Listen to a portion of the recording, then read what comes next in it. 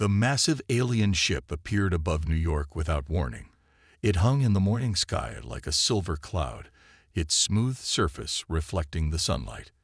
People stopped in the streets, cars screeched to a halt, and millions of phones pointed upward to capture humanity's first contact with alien life. James Miller straightened his tie as he waited in the United Nations building. As Earth's chosen ambassador, he had spent the last 24 hours preparing for this moment. Next to him, Dr. Anna Reed adjusted her glasses, her hands trembling slightly as she reviewed her notes on possible alien biology. The aliens called themselves the Stellar Coalition. Their representatives emerged from their ship in a beam of light that touched down right outside the UN. They walked with grace, their tall, slender forms wrapped in flowing robes that seemed to change color with each movement. Leading them was a being who introduced itself as the High Speaker, its silvery skin catching the morning light. "We welcome Earth to the greater galactic community," the High Speaker announced, its words somehow perfectly translated into English. The gathered world leaders leaned forward in their seats, eager to hear more. "Though we must admit, we are surprised your species has managed to achieve even this basic level of civilization." James felt his jaw tighten, but he kept his diplomatic smile in place. Dr. Reed scribbled something in her notebook, her eyes narrowing as she studied the alien's body language. The meeting continued for hours. The coalition members displayed their technology with barely hidden smugness. They showed holograms of their worlds, their ships that could fold space, their cities that floated in the clouds. With each demonstration, their condescension grew more obvious. "You still use combustion engines?" one of them asked, their tone similar to how someone might speak about a child's crayon drawing. "How quaint. We abandoned those thousands of years ago." "And your computers," another added, gesturing at the laptops some human officials had brought. "Silicon-based processing. We expected better from a species that had managed to split the atom." James watched as his fellow humans shifted uncomfortably in their seats. He saw the burning shame on some faces, the anger on others. But he also noticed something else, something that Dr. Reed had been quietly pointing out to him through subtle gestures and quick notes passed his way. The coalition members weren't as united as they appeared. When the crystalline being spoke about energy efficiency, the gaseous entity rippled with what looked like irritation. When the biomechanical creature discussed neural networks, the energy-based life form dimmed noticeably. There were cracks in their alliance, hidden beneath their show of superiority. Later that evening, as Earth's representatives gathered to discuss the day's events, Dr. Reed finally spoke up. "They're afraid," she said, spreading out her notes on the conference table. "Not of us. At least not yet. But of each other. Did you notice how they kept interrupting one another? How each tried to demonstrate their own technological superiority?" James nodded slowly. "A coalition built on competition rather than cooperation," he mused, looking out the window at the alien ships still hovering above the city. "They don't see us as a threat because they're too busy watching each other. Their arrogance might be our advantage," Dr. Reed added, showing him detailed sketches of the subtle interactions she'd observed. "They're so convinced of their superiority that they're not really studying us. They see what they expect to see, a primitive species stumbling its way toward the stars." As night fell over New York, the alien ship glowed softly in the darkness. On the streets below, life had already begun adapting to this new reality.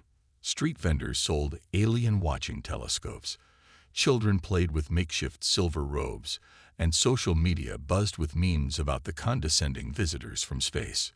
In his hotel room, James Miller looked at the city lights reflecting off the alien ship's hull.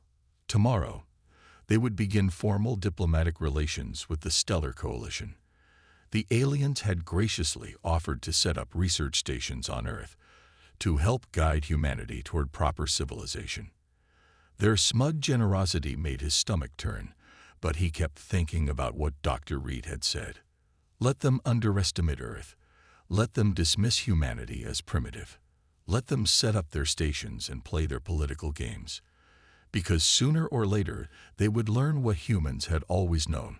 That true strength didn't come from technological superiority, but from the ability to adapt, to think differently, and to turn apparent weakness into unexpected advantage.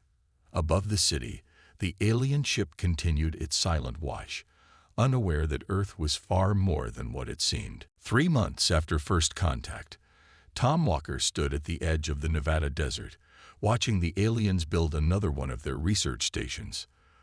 The former military intelligence officer didn't like what he saw.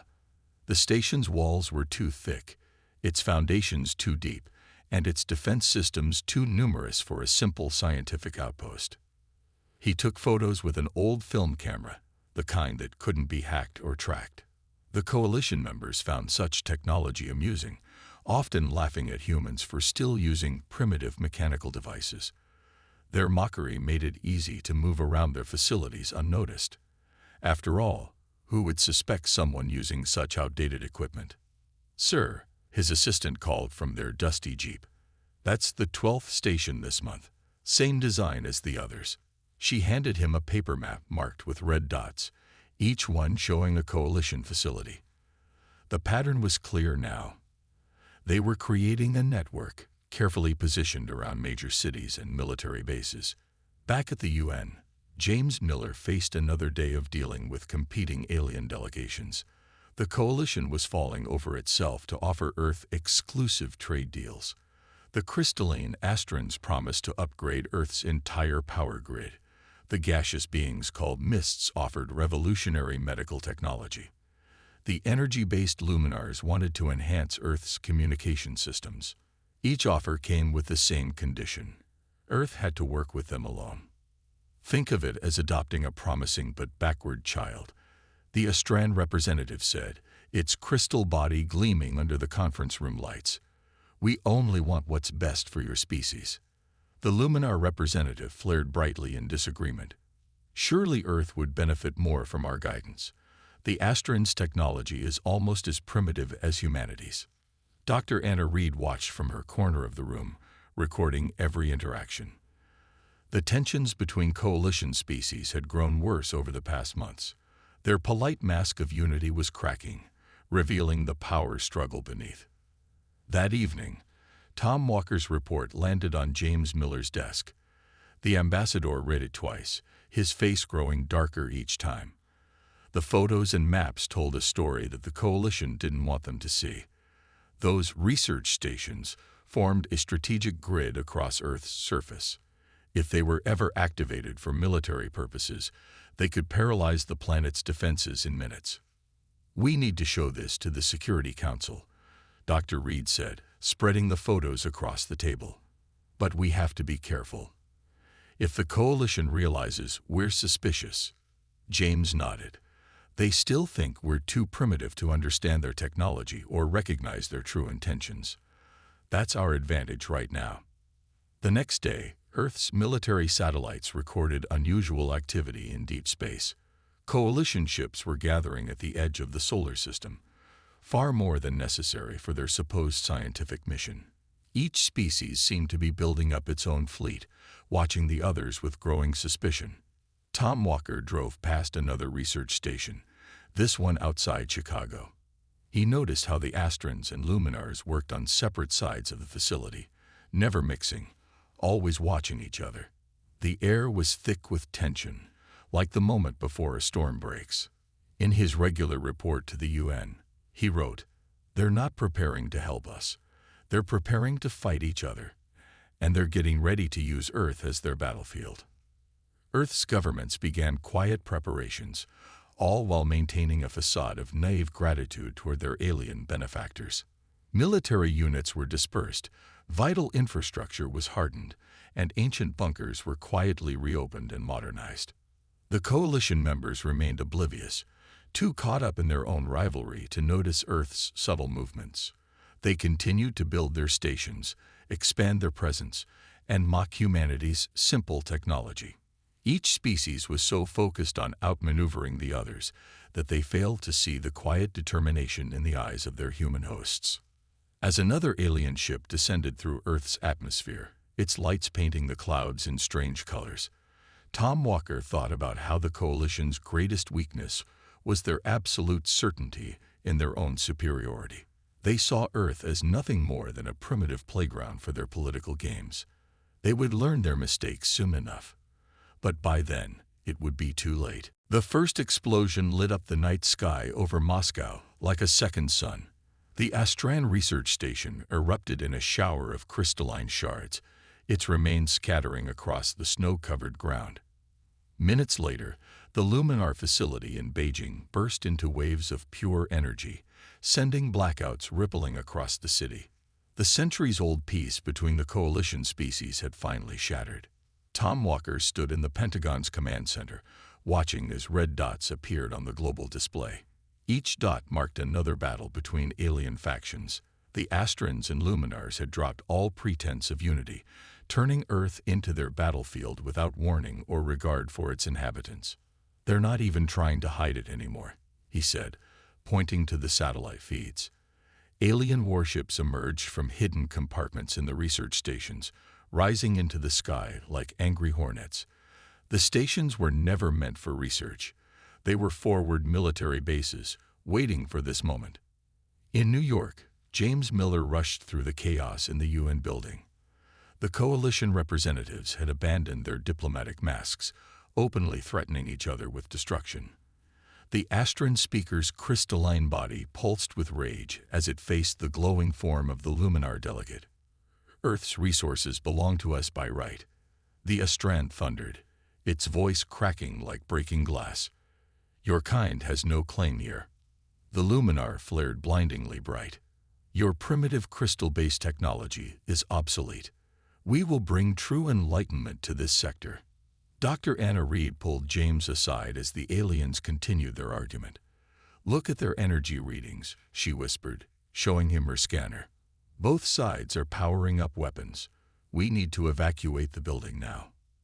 They barely made it out before the UN's top floor exploded, transformed into a battlefield between crystal shards and energy beams. The sight of humanity's house of peace being destroyed seemed to signal the start of full-scale war. Across the globe, Astran and Luminar forces turned their hidden weapons on each other. Earth's cities became battlegrounds. Crystal spires erupted from the ground, trying to trap waves of living light. Energy beams cut through buildings, while crystalline barriers reshaped streets into mazes. The aliens fought with the full force of their advanced technology, careless of the damage they caused to the primitive world beneath their feet. In Washington, the president gathered her emergency council. Tom Walker showed them the latest intelligence. The Astrans are setting up crystal fortresses in our major cities. The Luminars are turning our power grids into weapons. Both sides claim they're protecting us from the other. Protecting us? James Miller laughed bitterly. "They're fighting over Earth like children fighting over a toy." He looked at the reports of rising casualties, his hands shaking with anger. "They still think we're too primitive to matter." Dr. Reed spread out her latest analysis. "Their weapons are incredibly advanced, but they have weaknesses. The Astrans can't handle certain sonic frequencies. The Luminars are vulnerable to electromagnetic pulses. If we could just..." An aide burst into the room. "Sir, they're targeting our military bases now. Each side claims they're denying resources to the enemy." Outside, the sky had turned strange colors as alien ships battled above the clouds. Crystal fragments rained down on one side of the city, while energy storms lit up the other. The aliens' arrogance had finally brought their ancient rivalry to Earth, and humanity was caught in the middle. But in bunkers and command centers around the world, humans weren't just hiding. They were watching, learning, planning. Every blast revealed another weakness. Every battle showed another flaw in alien tactics. The creatures who had dismissed Earth as primitive were about to learn a hard lesson about human adaptability. Tom Walker looked at the battle raging outside his window. "They think they're fighting each other," he said quietly. "They don't realize they're about to fight us too." The ground shook as another explosion lit up the night. The war that would decide Earth's fate had begun, but it wouldn't end the way the aliens expected.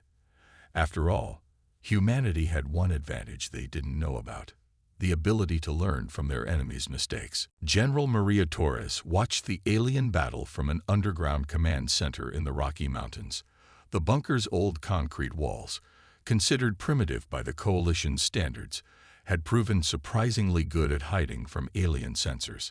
Sometimes old and simple worked better than new and complex. "Status report," she commanded, her voice steady despite the chaos on the screens before her. The displays showed Astran crystal towers fighting against luminar energy storms across the globe. Both alien forces thought they had humanity trapped between them. They were wrong. "All units in position," her communications officer reported. "The aliens still haven't noticed our movements. They're too busy fighting each other." For the past week, Earth's military forces have been quietly preparing. While crystal shards and energy beams filled the skies above, human soldiers moved through old tunnels and sewers below. The aliens' advanced sensors couldn't see through all that rock and metal. They thought such primitive infrastructure was beneath their notice. Tom Walker's intelligence teams had mapped every alien weakness. The Astran's crystal technology shattered at certain sound frequencies. The Luminar's energy forms couldn't handle simple electromagnetic pulses. Both species had built their advanced weapons on the assumption that no primitive species could threaten them. "Launch Operation Thunderclap," Maria ordered. Across the world, human forces struck back. In New York, police sonic weapons, originally designed for crowd control, turned Astran crystal towers into piles of glittering dust. In Tokyo, modified power stations sent electromagnetic pulses through the city grid, disrupting luminar energy patterns and sending them into chaos. The aliens' response was pure confusion. They had spent so long mocking human technology that they never considered how it might be used against them. Their advanced shields, designed to stop each other's attacks, did nothing against the simple physical weapons humanity had chosen. "They're trying to adapt," Tom reported from his observation post. "But they don't understand our tactics. They keep looking for complex solutions to simple problems." Human guerrilla teams struck from hidden bunkers and underground tunnels, using their knowledge of the terrain to outmaneuver the aliens' superior technology. Old subway tunnels became ambush points. Abandoned buildings turned into sniper nests. The very infrastructure the aliens had dismissed as primitive became humanity's greatest advantage. In what remained of the UN building, James Miller coordinated with global leaders, while Dr. Anna Reed analyzed the battle data. "Their arrogance is their weakness," she explained, pointing to video feeds of confused alien forces. "They never bothered to study how we fight. They assumed we would try to match their technology level. Instead, humanity fought asymmetrically. When the Astrans tried to create crystal fortresses, teams with mining explosives collapsed the ground beneath them. When luminar energy forms attempted to possess Earth's power grid, engineers simply shut down key sectors, trapping them in darkness. "This is impossible." An Astran commander's message echoed through intercepted channels. "How are these primitives defeating our advanced weapons?" The answer was simple. Humanity had spent its entire history fighting against superior forces. Whether it was ancient armies facing war elephants or resistance fighters against modern armies, humans had always found ways to defeat technologically superior enemies. A massive explosion lit up the sky over Los Angeles. An Astran warship, crippled by precisely targeted radio waves, crashed into a luminar energy field. Both alien forces had withdrawn from the ground, their confidence shattered by humanity's unexpected resistance. "They're pulling back to high orbit," Maria announced, allowing herself a small smile. "Phase 1 complete. Begin Phase 2. Around the world, humanity's forces emerged from their hidden positions, securing abandoned alien facilities and capturing their technology. The aliens had expected Earth to be an easy battlefield for their ancient war. Instead, they had walked into a carefully planned trap. "Send a message to all coalition forces," Maria commanded. Her words would be broadcast to every alien ship above Earth. "You thought we were primitive. You thought we were weak. You thought we would be easy to conquer. You were wrong. This is our world. We know every inch of it. We've fought over it for thousands of years. Did you really think we would just let you take it? The aliens were about to learn that dismissing humanity as primitive had been their greatest mistake. The real war was just beginning. Professor Robert Clark typed furiously at his keyboard, his fingers dancing across what the aliens would consider an ancient input device. Around him, in a makeshift command center buried deep within an old university basement, dozens of computers hummed with activity. Their processors, simple by coalition standards, were about to change the course of the war. The aliens made one huge mistake, he told the gathered military officers. They thought our computers were too primitive to be a threat. They never bothered to defend against them. On his screen, lines of basic computer code scrolled past. The aliens had built their defenses to stop advanced quantum attacks and neural network hacks, but they had no protection against older, simpler viruses. It was like having an advanced security system that could stop a laser but couldn't detect a brick thrown through a window. Tom Walker stood behind Robert, watching the operation unfold. "How many ships can you affect?" "All of them," Robert replied with a grim smile. "They all use the same basic control systems, and they're all connected to their central network. Just like they mocked us for using the internet, they have their own version. But theirs never faced things like computer viruses before." Across the globe, alien ships began acting strangely. Astran crystal ships sprouted formations in wrong directions. Luminar energy vessels flickered and pulsed irregularly. The simple computer viruses, things that Earth had dealt with decades ago, spread through their overconfident networks like wildfire. Dr. Anna Reed coordinated with Robert's team from her own facility. "Their technology is advanced," she explained to James Miller over a secure line. "But it's also sheltered. They never had to deal with cyber attacks like we did. They thought they were beyond such primitive threats." The aliens' response was panic. Their ships, used to operating with perfect precision, couldn't handle the chaos of malfunctioning systems. Crystal formations grew wildly out of control. Energy patterns scattered in random directions. The mighty coalition fleet was being undone by what they had dismissed as primitive computer code. In orbit, an Astran battleship fired its weapons at random, its crystal cannons creating beautiful but harmless patterns in space. A Luminar carrier vessel broadcast its secret codes to everyone instead of maintaining security. Simple computer tricks that Earth had invented decades ago were proving devastating against advanced alien systems that had never needed cybersecurity. "They're trying to shut down their networks," Robert reported, watching the data streams. "But they can't. Their systems are too connected, too dependent on constant communication. They never imagined that they'd need to defend against something this simple." General Maria Torres received the reports with satisfaction. The aliens' mockery of Earth's technology had led them to ignore basic security principles. Their advanced ships were falling into chaos, not from sophisticated attacks, but from the digital equivalent of throwing sand into their gears. "Launch Phase 3, she ordered. Earth's military forces moved in, using the confusion to their advantage. Human pilots, flying what the aliens had called primitive jets, shot down crystal ships that could no longer coordinate their defenses. Ground forces used simple radio frequency weapons to scatter luminar energy forms that had lost their cohesion. The coalition forces began to retreat. Their confident advance turned into a desperate withdrawal. But their problems were only beginning. Each time they tried to jump to faster than light speed, the viruses in their systems sent them in wrong directions. Some ships appeared in empty space far from their intended destinations. Others couldn't jump at all. "They're sending out distress calls," Tom announced, reading the intercepted communications. "But the viruses are corrupting those too. Their reinforcements won't know where to find them." Professor Robert watched with a mixture of pride and sadness as the mighty alien fleet fell into disarray. "They called us primitive," he said quietly. "They never understood that dealing with primitive problems taught us to think in ways they never had to. Our technology isn't primitive. It's tested, proven, hardened by decades of fighting against itself. The skies above Earth were clearing of alien ships, not because of superior technology, but because of humanity's experience with its own technological growing pains. The aliens were learning a harsh lesson.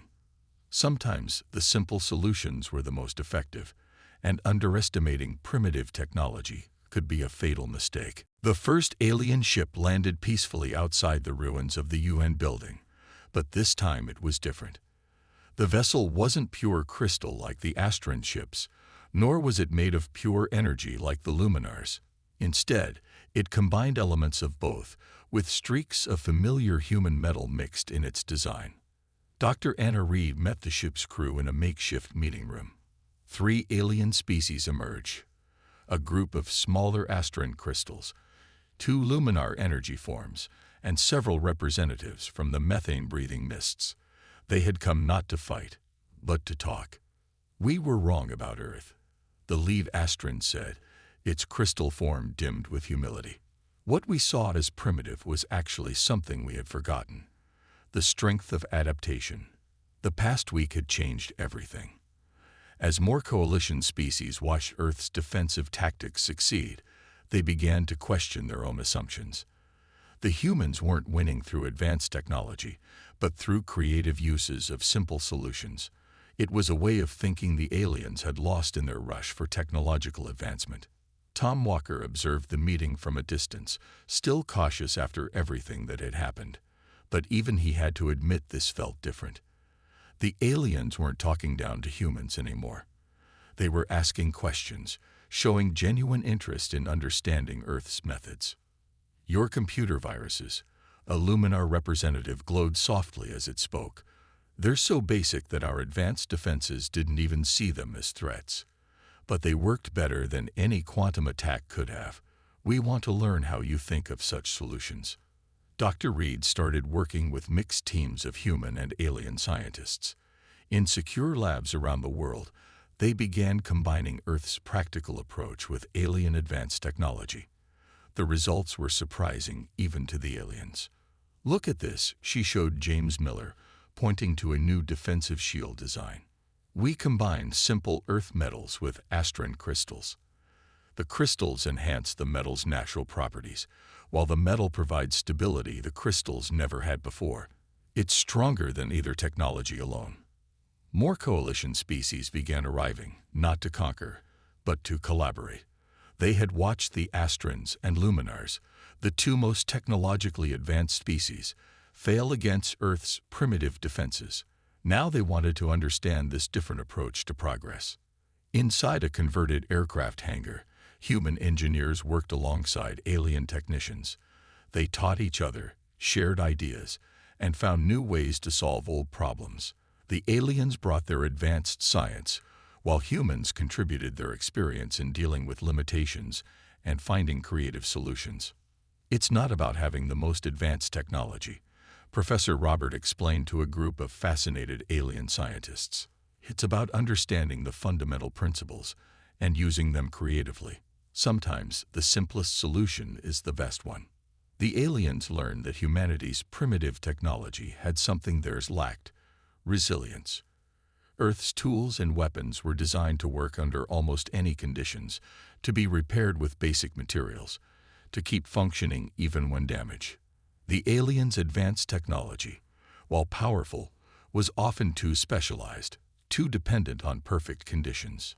James Miller watched from his temporary office as human and alien ships practiced new formation flights together. The combined fleet showed how both sides had changed. Alien ships now carried simple backup systems inspired by Earth designs. Human aircraft sported crystal enhancements and energy shields, but kept their basic reliable structures. "We thought advancement meant abandoning the old ways," an alien diplomat told him. "You showed us that true progress means building upon foundations, not replacing them entirely." Earth was becoming a center of innovation in the galaxy, but not in the way anyone had expected. Instead of advancing to match alien technology, humanity was teaching the aliens the value of practical solutions and simple backup plans. The collaboration was creating something entirely new: technology that combined the best of both approaches. The night sky above Earth now showed this change. Stars twinkled alongside alien ships, their designs no longer purely crystal or energy, but a mix of styles and methods. The aliens had come looking for a primitive world to fight over. Instead, they had found teachers who reminded them of something they had forgotten, that sometimes the oldest solutions were still the best ones. 1 year after the war ended, James Miller stood before the newly rebuilt Coalition Council. The meeting chamber was different now. Gone were the stark divisions between species, replaced by mixed groups of aliens and humans working together. The room itself showed the change. Built with a combination of Earth concrete, Astron crystals, and luminar energy fields, all working in perfect harmony. Earth accepts its position on the Coalition Council, James announced, his voice carrying across the chamber. Not as a primitive world to be guided, but as equal partners in galactic civilization. The chamber erupted in approval. Astron crystals chimed, luminar forms pulsed with bright colors, and mist beings swirled in happy patterns. Human delegates sat among them, no longer out of place in the galactic community. Tom Walker watched from a security station, still cautious but now more relaxed. The defensive systems he monitored showed the same blend of technologies that had become common across Earth. Simple human devices enhanced by alien science, working alongside advanced alien systems protected by basic Earth security measures. The latest Joint Patrol report. He handed a tablet to General Maria Torres. The screen showed human and alien ships flying together, protecting Earth's solar system. Their vessels reflected the new philosophy, combining the best of both worlds rather than trying to prove superiority. Down in the research labs, Dr. Anna Reed worked with a team of mixed species. They had learned to value Earth's approach to problem solving. When alien technology failed, human backup systems kept things running. When human technology reached its limits, alien advancements helped push beyond them. "Look at this," she showed Professor Robert, pointing to their latest project. It was a new type of computer, using crystal processors, but protected by traditional Earth-style firewalls. It's faster than anything the Coalition had before, but also more secure. We learned from each other. The changes went beyond technology. Earth's cities had been rebuilt, but not as purely human or alien structures. Instead, they blended styles and methods from across the galaxy. Old buildings stood proudly next to new ones, their primitive construction now recognized as perfectly valid engineering. In schools across Earth, human children learned alongside young aliens. They studied both advanced alien science and practical human solutions. The aliens had finally understood that progress wasn't a single path forward, but many paths working together. "We thought civilization meant leaving the simple things behind," an Astron teacher told her mixed class. "Earth showed us that true wisdom means knowing when to use advanced solutions and when to keep things simple." The Coalition itself had changed the most. No longer was it a group of advanced species looking down on primitive worlds. Now it was a true partnership of different civilizations, each bringing their own strengths. Earth's practical approach had become just as valued as the most advanced alien technology. James walked through the rebuilt UN gardens, now filled with plants from across the galaxy growing alongside Earth flowers. He remembered the day the aliens first arrived, how they had mocked Earth's technology and culture. Now those same aliens came to Earth to learn. The greatest lesson, he told a group of new Coalition representatives, wasn't about technology at all. It was about respect, about understanding that different doesn't mean primitive, that sometimes the old ways are the best ways, and sometimes we need something new. But most importantly, that we're strongest when we work together. Above them, the evening sky filled with stars and ships. Crystal vessels flew alongside metal ones. Energy beings traveled with physical crews, and new hybrid ships showed what was possible when civilizations worked together. Earth had taken its place among the stars, not by abandoning its primitive ways, but by showing their true value. Professor Robert sat in his lab, looking at a simple desktop computer next to an advanced alien console. "You know what's funny?" he said to Dr. Reed. "They called us primitive because we held on to old technology. But that's exactly what saved us. And them. Sometimes you need to remember where you came from to know where you're going." The sun set on a changed Earth, its light reflecting off crystal towers and energy fields, playing across old brick buildings and new alien structures. The planet that had once been mocked as primitive had become something unique in the galaxy, a place where the old and new, the simple and advanced, worked together in ways no one had imagined possible. In the end, Earth hadn't needed to become like the aliens. Instead, the aliens had learned to be a little more like Earth, and the galaxy was better for it.